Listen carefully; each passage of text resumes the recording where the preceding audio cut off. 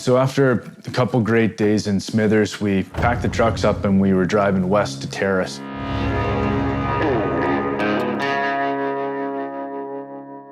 The drive's absolutely stunning. It's beautiful rivers where you can stop off and take photos, all these scenic outlooks. My first impression was just like wilderness, like wow. The scale of the mountains just start to rise up.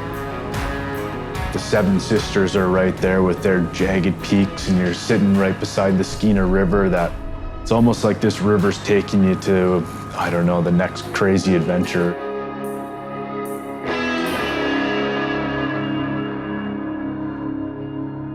The first day in Terrace, we went up to the local resort Shames and met up with a bit of a local legend, Brad Zeerip, was a long-time fishing guide in the area, but now is turned absolute die-hard ski tourer.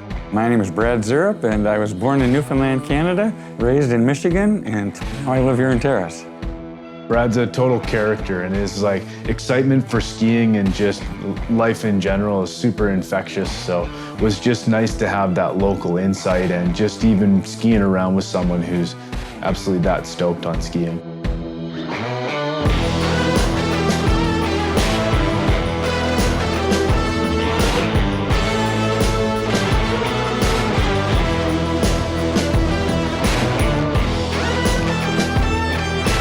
You got this start.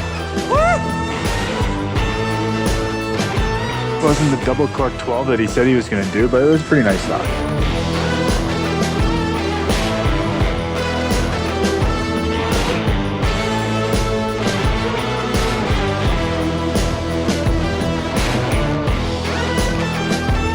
Shames is an awesome mountain with close to 2,000 feet of vertical, and it is nestled in some of the most spectacular ski terrain you have ever seen. Oh yeah, that's the beauty of it. I love to ski, but I love to explore even more, and there's for sure like a lifetime of exploration in the neighborhood here. It's amazing. So we stayed at the Skeena River House, which is run by Brad and his wife, Kim. It's this beautiful bed and breakfast right on the edge of the river, and just kind of set the whole scene for the Terrace trip. You're right there and the mountains in the view and then the river right at your feet. It was kind of just the perfect spot for us to set off on our Terrace adventure.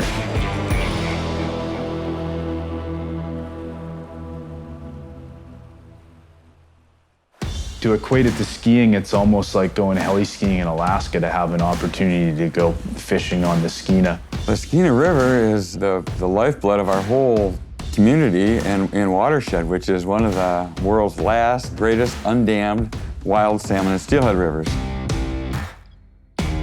So we were lucky enough to get one day of guided fishing on the Skeena, and that's always been a bit of a bucket list thing for me, for sure.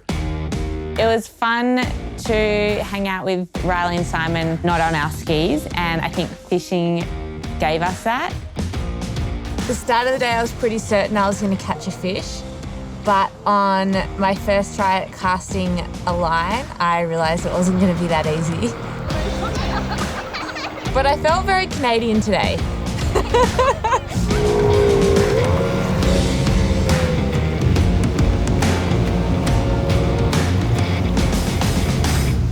It was cool to try something new and to understand why people are so passionate up in BC.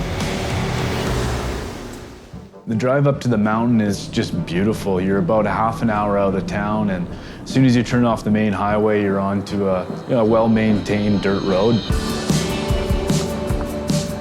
You're winding up and you're just looking at these massive, massive mountains on either side, which ends with a switchback up right before what they call the Valley of Certain Doom.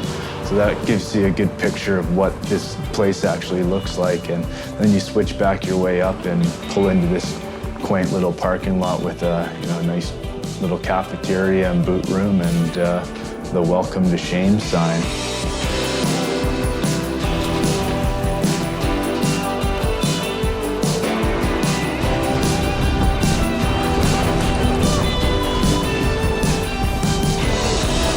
We showed up and it was like total spring fling. It was just this super good vibe that everyone was like there to have a good time, and that was definitely our program too. We knew it was gonna be warm and we just embraced it, and we were hitting little side booters and ripping the snake run with a bunch of the local kids, and felt like spring vacation. It was awesome.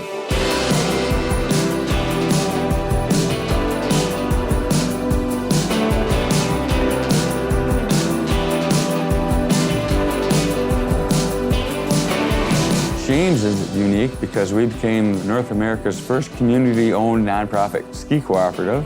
And skiing is the greatest gift my parents ever gave me. It's something that you can do your whole life, and it's a real foundation to the quality of life in our town here. Just to see all the kids ripping under the chairlift, and then, you know, all the parents hanging around, campers in the parking lot, it was just this really good vibe that you don't see too much anymore. So what do we got? We got the tow stand. All right, 3, 2, 1, toast it.